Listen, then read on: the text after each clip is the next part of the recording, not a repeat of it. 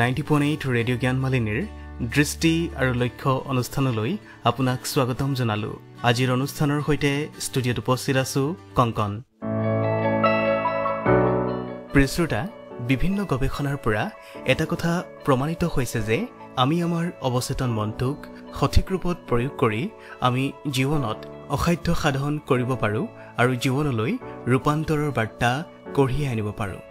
যি বিদ্যাৰ সহায়ত অৱচেতন মনটোক আমাৰ নিয়ন্ত্ৰণলৈ আনিব পাৰোঁ, সেই বিদ্যাটোৰ নামেই হৈছে নিউৰো লিংগুইষ্টিক প্ৰগ্ৰেমিং। প্ৰিয় শ্ৰোতা, আজিৰ অনুষ্ঠানত আমাৰ ছাত্ৰ ছাত্ৰীসকলৰ সুবিধা হোৱাকৈ আগবঢ়াব লৈছোঁ নিউৰো লিংগুইষ্টিক প্ৰগ্ৰেমিঙৰ লগত সংগতি ৰাখি সজাই অনা কথিকাটিৰ 39 সংখ্যক খণ্ডটি। এই সম্পৰ্কে আমাক কিছু কথা অৱগত কৰিব ডিব্ৰুগড় বিশ্ববিদ্যালয়ৰ ছফ্ট স্কিল ডেভেলপমেণ্ট চেলৰ সমন্বয়ক তথা শিক্ষক হেমচন্দ্ৰ দত্তই। তেখেত নিউৰো লিংগুইষ্টিক প্ৰগ্ৰেমিং, মেডিটেশ্যন আৰু কোৱাণ্টাম হিলিঙৰ বিশেষজ্ঞ ব্যক্তি, লগতে লেখক, অনুবাদক আৰু সাহিত্য সমালোচক হিচাপেও সুপৰিচিত। তেন্তে প্ৰিয় শ্ৰোতা, আহক আৰু পলম নকৰি নিউৰো লিংগুইষ্টিক প্ৰগ্ৰেমিঙৰ লগত সংগতি ৰাখি সজাই অনা এই কথিকাটিৰ 39 সংখ্যক খণ্ডটিৰ মাজলৈ যাওঁ। প্ৰিয় ছাত্ৰ ছাত্ৰীসকল, পুনৰ তোমালোকৰ মাজলৈ আহিছোঁ। আজি মই নিউৰো লিংগুইষ্টিক প্ৰগ্ৰেমিঙৰ অন্তৰ্গত এটা টেকনিক শিকাম। তোমালোকৰ গৰিষ্ঠ সংখ্যক ছাত্ৰ ছাত্ৰীৰ সাধাৰণতে এই সমস্যাটো আছে, পৰীক্ষা অহাৰ লগে লগে তোমালোক অহেতুক ভয়ত ভুগিবলৈ আৰম্ভ কৰা। যিটো অহেতুক ভয় তাক ইংৰাজীত কোৱা হয় ফবিয়া, এক্সাম ফবিয়া থাকে তোমালোকৰ গৰিষ্ঠ সংখ্যক ছাত্ৰ ছাত্ৰীয়ে। এই এক্সাম ফবিয়াকনো কেনেকৈ ডিল কৰিব পাৰি বা এক্সাম ফবিয়াৰ বাহিৰলৈ আহিব পাৰি বা এক্সাম ফবিয়াক অতিক্ৰম কৰি গৈ এটা সফল জীৱন কটাব পাৰি, পৰীক্ষাত ভাল কৰিব পাৰি, সেই বিষয়ক মই এটা টেকনিক শিকাম। ভয় এটা স্বাভাৱিক প্ৰবৃত্তি। পৰীক্ষা অহাৰ লগে লগে আমাৰ ভয় লাগে, ভয় লগাটো স্বাভাৱিক, অলপ ভয় আহিবও লাগে। পৰীক্ষা অহাৰ লগে লগে যদি অলপ ভয় আহে তেতিয়া আমি অলপ জোৰদাৰ পঢ়িবলৈ আৰম্ভ কৰোঁ, আমাৰ প্ৰিপেৰেশ্যন, আমাৰ প্ৰস্তুতি ভাল হয়।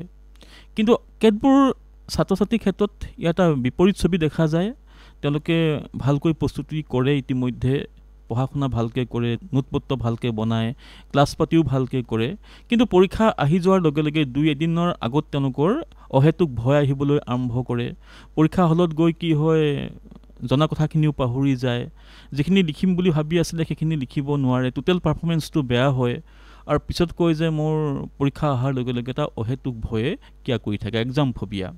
মই এক্সাম ফবিয়াৰ লগত জড়িত যিখিনি গভীৰ মনস্তাত্ত্বিক কথা সেইখিনি মই আলোচনা কৰিবলৈ নাযাওঁ, যিহেতু মই কৃতিপৰ মানুহ, কৌশলৰ মানুহ, গতিকে মই এটা কৌশল শ্বেয়াৰ কৰিম।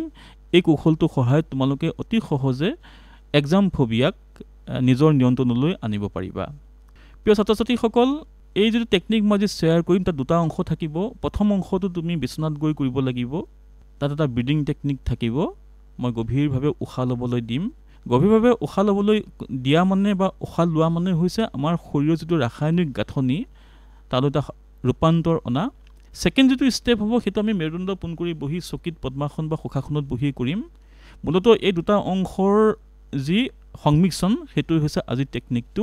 এই টেকনিকটোৰ নাম হৈছে এক্সাম ফবিয়া টেকনিক। প্ৰথমতে তুমি বিচনালৈ যোৱা, ওপৰমুৱা হৈ শোৱা, গাৰু ব্যৱহাৰ নকৰিবা। প্ৰথমে 2খন হাত তোমাৰ গাৰ কাষত ওপৰমুৱা হৈ থাকিব। এতিয়া তুমি ভৰি 2খন কোচাই আনা, কোচাই আনি নাভিৰ দিশত তুমি ভৰি 2খন কোচাই আনা, যিমান পাৰা তুমি কোচাই আনা। কোচাই অনাৰ পিছত এইবাৰ তুমি তোমাৰ 2খন হাত তোমাৰ নাভিলৈ আনা। এইবাৰ তুমি দীঘলকৈ উশাহ লোৱা। উশাহ লওঁতে তোমাৰ পেটটো ফুলিবলৈ আৰম্ভ কৰিব।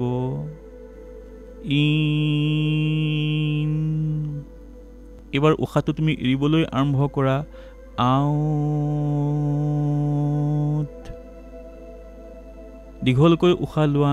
ইন।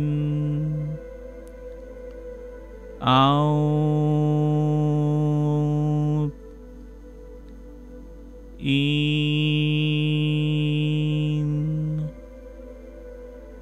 আউট। দীঘলকৈ উশাহ লোৱা। দীঘলকৈ উশাহটো এৰি দিয়া। উশাহটো সোমাওঁতে পেটটো ফুলিব, উশাহটো ওলাই যাওঁতে পেটটো সংকুচিত হ'বলৈ আৰম্ভ কৰিব। ইন উশাহ সোমাইছে, আউট উশাহ ওলাই গৈছে। ইন উশাহ সোমাইছে, আউট উশাহ ওলাই গৈছে। ইন উশাহ সোমাইছে, আউট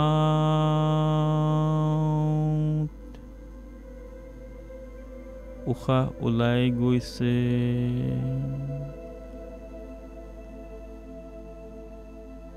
এবাৰ তুমি তোমাৰ ভৰি দুখন স্বাভাৱিক অৱস্থালৈ ঘূৰাই নিয়া।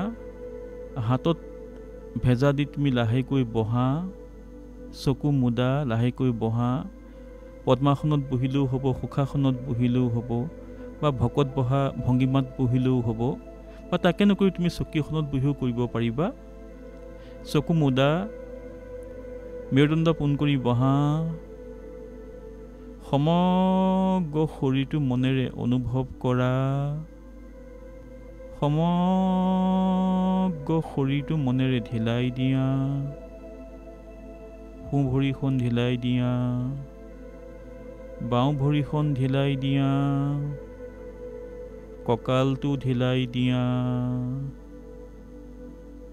পেটটো ঢিলাই দিয়া, বুকুখন ঢিলাই দিয়া, ৰাজহাড়ডাল ঢিলাই দিয়া, সোঁ হাতখন ঢিলাই দিয়া,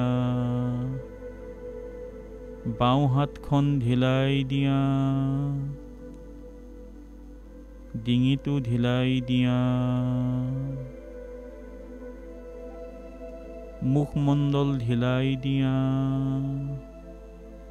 সমগ্ৰ মাথাটো ঢিলাই দিয়া, সমগ্ৰ মাথাটো ঢিলাই দিয়া। এবাৰ তোমাৰ মনোযোগ তোমাৰ উশাহ নিশাহলৈ আনা। এক স্বাভাৱিক ছন্দত তোমাৰ শৰীৰে উশাহ নিশাহ লৈ আছে। তুমি উশাহ নিশাহৰ সেই লয়টো অনুভৱ কৰা। এক নিৰ্দিষ্ট ছন্দ, এক নিৰ্দিষ্ট গতিত তোমাৰ শৰীৰে উশাহ নিশাহ লৈ আছে। তুমি উশাহ নিশাহৰ সেই লয় বা যি ছন্দ বা গতি, তাক তুমি অনুভৱ কৰা। গ্ৰেট। এবাৰ তুমি কল্পনা কৰা, আজি তোমাৰ পৰীক্ষা আছে। তুমি কল্পনা কৰা, আজি তোমাৰ পৰীক্ষা আছে। তুমি কল্পনা কৰা, এতিয়া 8:45 গৈছে। তুমি কল্পনা কৰা 9:30 বজাৰ পৰা তোমাৰ পৰীক্ষা আছে। তুমি কল্পনা কৰা এখোজ দুখোজকৈ তুমি হোষ্টেলৰ পৰা তোমাৰ বিভাগলৈ, ডিপাৰ্টমেণ্টলৈ তুমি খোজ দিবলৈ আৰম্ভ কৰিছা। তুমি কল্পনা কৰা, তুমি কল্পনা কৰা এখোজ দুখোজকৈ আহি আহি তুমি হোষ্টেলৰ গেট পাৰ হৈছা। তুমি কল্পনা কৰা তুমি আহি আহি মেইন ৰাস্তাত, মূল পথত তুমি উঠিছা। তুমি কল্পনা কৰা তোমাৰ আগে পিছে অসংখ্য পৰীক্ষাৰ্থী পৰীক্ষা দিবৰ কাৰণে ওলাই আহিছে। তেওঁলোকে কথা পাতিছে। তেওঁলোকৰ সেই কথোপকথনৰ অংশ উফৰি আহি তোমাৰ কাণত পৰিছে। তুমি সেইবোৰ শুনিছা। তুমি কল্পনা কৰা, তুমি কল্পনা কৰা পৰীক্ষা সদৃশ এক ভাৱনা আহিছে, এক পৰিৱেশ আহিছে। তুমি কল্পনা কৰা তুমি দেখিছা। তুমি কল্পনা কৰা তুমি এখোজ দুখোজকৈ তুমি আগবাঢ়ি আহি আছা তোমাৰ বিভাগৰ দিশত, তোমাৰ চেণ্টাৰৰ দিশত। তুমি কল্পনা কৰা তুমি কল্পনা কৰা তুমি এখোজ দুখোজকৈ আহি তোমাৰ চেণ্টাৰ বা তোমাৰ বিভাগৰ গেটৰ মুখত তুমি আহি পাইছাহি। এবাৰ তুমি কল্পনা কৰা তুমি এখোজ দুখোজকৈ আহি তোমাৰ চেণ্টাৰ বা বিভাগৰ যি ভৱন বা বিল্ডিং, সেই বিল্ডিঙত আহি তুমি উপস্থিত হৈছা। এবাৰ তুমি কল্পনা কৰা এখোজ দুখোজকৈ তুমি যিটো কোঠাত তোমাৰ পৰীক্ষা হ'ব সেই কোঠাটোলৈ তুমি গৈছা। তুমি কল্পনা কৰা তুমি গৈ কোঠাটোৰ ভিতৰ পাইছাগৈ।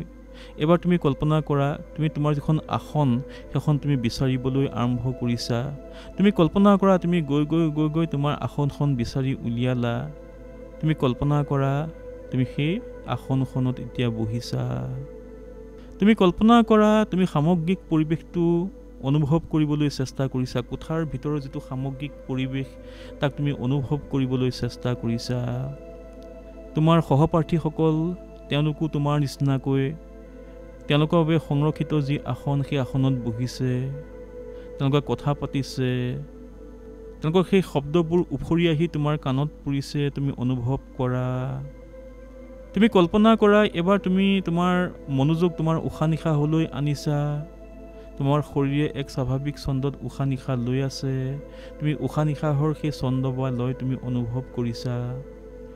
এবাৰ তুমি কল্পনা কৰা এজন পৰীক্ষকে প্ৰশ্ন কাকত বিলাবলৈ আৰম্ভ কৰিছে। প্ৰশ্ন কাকত আহি তোমাৰ হাতত পৰিছেহি। অন্য এজন পৰীক্ষকে আকৌ আনচাৰ স্ক্ৰিপ্ট বিলাবলৈ আৰম্ভ কৰিছে। আনচাৰ স্ক্ৰিপ্ট এখনো আহি তোমাৰ হাতত পৰিছেহি।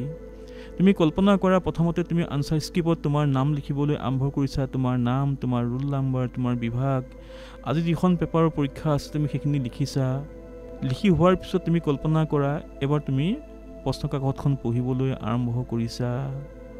তুমি প্ৰতিটো প্ৰশ্নকে মনোযোগেৰে পঢ়িছা। তুমি কল্পনা কৰা পঢ়ি অতাই তুমি অনুভৱ কৰিছা বা কাকতখন বৰ ধুনীয়া।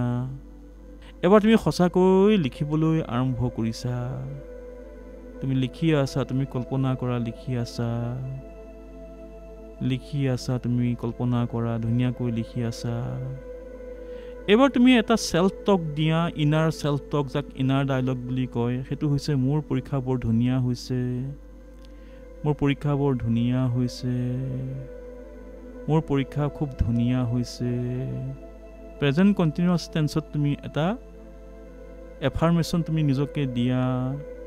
এটা নহয় অসংখ্য এফাৰ্মেশ্যন তুমি নিজকে দিয়া। তুমি কল্পনা কৰা আৰু নিজকে কোৱা মোৰ আজি পৰীক্ষা বৰ ধুনীয়া হৈছে, মই খুব ধুনীয়াকৈ লিখি আছোঁ, মই খুব ধুনীয়াকৈ লিখি আছোঁ।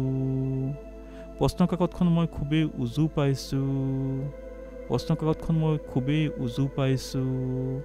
মই বঢ়িয়াকৈ লিখি আছোঁ, মই বঢ়িয়াকৈ লিখি আছোঁ, মই বঢ়িয়াকৈ লিখি আছোঁ। বঢ়িয়াকৈ লিখি থাকিলে এজন পৰীক্ষাৰ্থীৰ যিটো অনুভৱ হ'ব পাৰে সেই অনুভৱটো তুমি মনলৈ আনা। তুমি কল্পনা কৰা বঢ়িয়াকৈ লিখি থাকিলে এজন পৰীক্ষাৰ্থীৰ মনৰ ভিতৰত যিটো আৱেগ অনুভূতিৰ সৃষ্টি হ'ব পাৰে সেই আৱেগ অনুভূতিটো তুমি মনলৈ আনা। যিহেতু তুমি বঢ়িয়াকৈ লিখি আছা, ধুনীয়াকৈ লিখি আছা। তুমি কল্পনা কৰা প্ৰথম প্ৰশ্নটো উত্তৰ তোমাৰ লিখা হৈ গ'ল। বা ইমান ধুনীয়াকৈ মই লিখিলোঁ।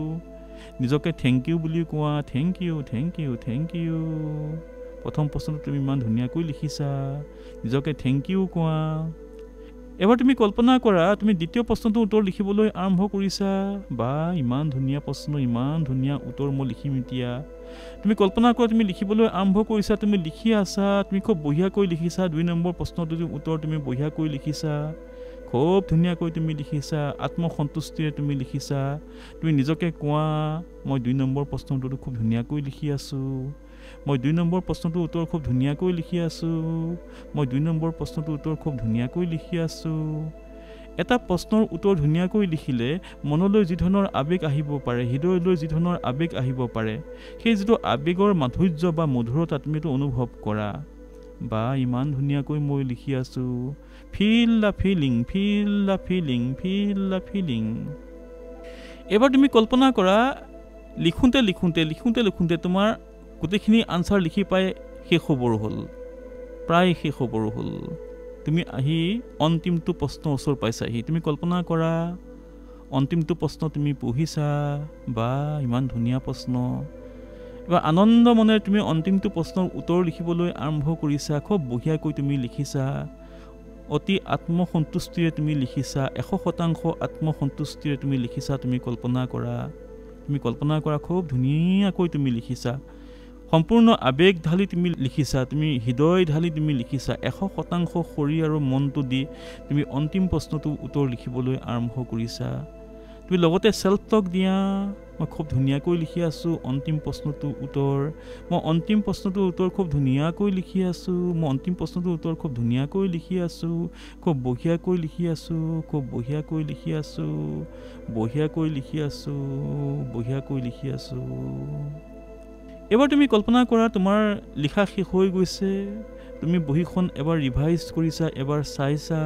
তুমি কল্পনা কৰা খুব ধুনীয়াকৈ তুমি বহিখন চাইছা খুব নিখুঁতভাৱে তুমি যেহেতু লিখিছা তোমাৰ সংশোধন কৰিবলগীয়া একো নাই এবাৰ তুমি কল্পনা কৰা বহিখন তুমি জপাইছা তুমি কাগজ কলম সামৰিছা সামৰি তোমাৰ আসনৰ পৰা উঠিছা উঠি তুমি প্ৰশ্ন কাকতখন আনসাৰ স্ক্ৰিপ্টটো হাতত লৈছা আৰু আনসাৰ স্ক্ৰিপ্টটো তুমি পৰীক্ষকৰ হাতত জমা দি এটা মিচিকিয়া হাঁহি মাৰি ছাৰ যাওঁগে বুলি কৈ তুমি পৰীক্ষা হলৰ পৰা ওলাই আহিছা এবাৰ তুমি কল্পনা কৰা তুমি আহি মেইন ৰাস্তা পালেহি তোমাৰ নিচিনাকৈ তুমি কল্পনা কৰা অসংখ্য সহপাঠী পৰীক্ষা দি ওলাই আহিছে তুমি কল্পনা কৰা আৰু তেওঁলোকৰ লগত চেলিব্ৰেট কৰা বা মোৰ আজি পৰীক্ষা বহুত ভাল হ'ল তোমালোকৰ কেনেকুৱা হ'ল তেওঁলোকেও কৈছে তেওঁলোকৰ পৰীক্ষা আজি ভাল হৈছে এবাৰ খোজকাঢ়ি তুমি লাহে লাহে বুলবুলি দিশত আহিবলৈ আৰম্ভ কৰিছা তুমি কল্পনা কৰা আহি তুমি বুলবুলি পালাহি এবাৰ তুমি কল্পনা কৰা বুলবুলি বাইদেউক তুমি চাহৰ অৰ্ডাৰ দিছা তুমিয়ে নহয় তোমাৰ লগৰ সকলোৱে চাহৰ অৰ্ডাৰ দিছা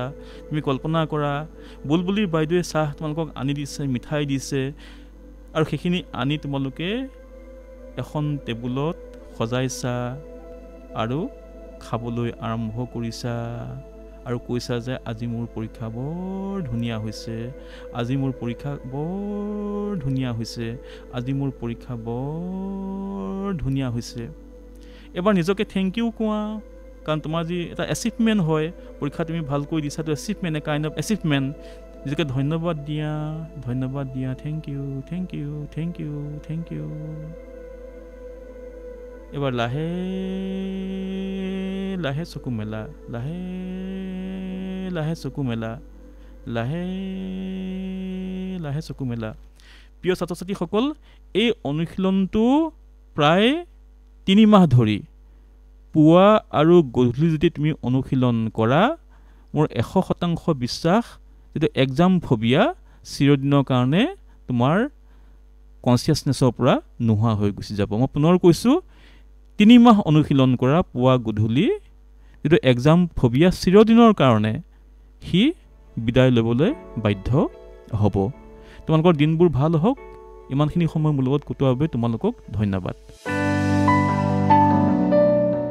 প্ৰিয় আজিৰ দৃষ্টি আৰু লক্ষ্য অনুষ্ঠানত আপোনালোকে ইমান সময় শুনিলে নিউৰো লিংগুইষ্টিক প্ৰগ্ৰেমিঙৰ লগত সংগতি ৰাখি সজাই অনা কথিকাটিৰ 39 সংখ্যক খণ্ডটি আৰু এই সম্পৰ্কে আমাক কিছু কথা অৱগত কৰিলে ডিব্ৰুগড় বিশ্ববিদ্যালয়ৰ সফট স্কিল ডেভেলপমেণ্ট সেলৰ সমন্বয়ক তথা শিক্ষক হেমচন্দ্ৰ দত্তই তেখেত নিউৰো লিংগুইষ্টিক প্ৰগ্ৰেমিং মেডিটেশ্যন আৰু কোৱান্টাম হিলিঙৰ বিশেষজ্ঞ ব্যক্তি আশা কৰিছো তেখেতৰ কথাখিনিয়ে ছাত্ৰ ছাত্ৰীসকলক নিশ্চয়কৈ সহায় কৰিব তেন্তে প্ৰিয় শ্ৰোতা অনাগত অনুষ্ঠানত এই কথিকাটিৰ 40 সংখ্যক খণ্ডটিৰ সৈতে আপোনালোকক পুনৰ লগ পাম আজিলৈ কংকনে দৃষ্টি আৰু লক্ষ্য অনুষ্ঠানৰ পৰা ইমানতে বিদায় লৈছো নমস্কাৰ